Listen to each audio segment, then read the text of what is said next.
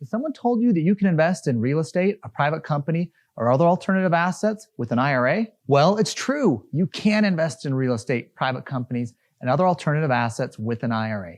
It takes what's called a self-directed IRA, and we're going to break that down here in this video.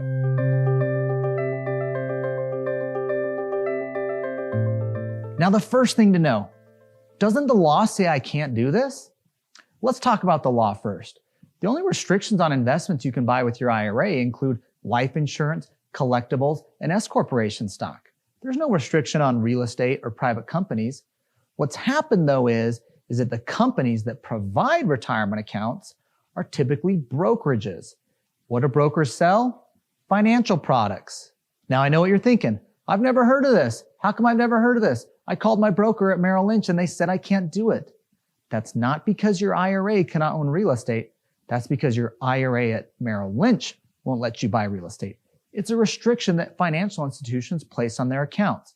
So the first thing you're going to need to do is move your account from your broker over to a self-directed IRA custodian, like our company Directed IRA, who will let you invest in real estate, private companies, or other alternative assets with your IRA funds. Now, the second thing to know is really cool because the same tax benefits you get when you buy stock with your IRA apply when you buy real estate or private companies with your IRA. So if I bought Facebook stock for $100 a share and I sold it for $150 in my IRA, one of the great perks is that gain goes back into my retirement account, no taxes, right? It's building up tax-free in a Roth or tax-deferred in a traditional. With a self-directed IRA, it works the same way for real estate or private assets. If I bought a property for $100,000 with my IRA, I sold it for $150,000, that $50,000 gain goes back into my IRA and I pay no tax on the gain.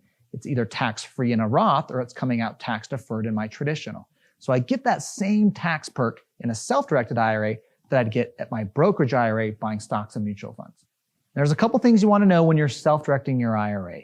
First, these need to be investment assets. If you're buying real estate, you're buying it for investment purposes, like a rental property or maybe a property you're going to flip. You can even be investing in an LLC that owns a partnership that owns a bigger property or portfolio of assets. Maybe it's a private company, it's a startup, it's a private equity fund or other private investment. Those are all acceptable assets for an IRA. What you can't do though is buy assets to benefit yourself.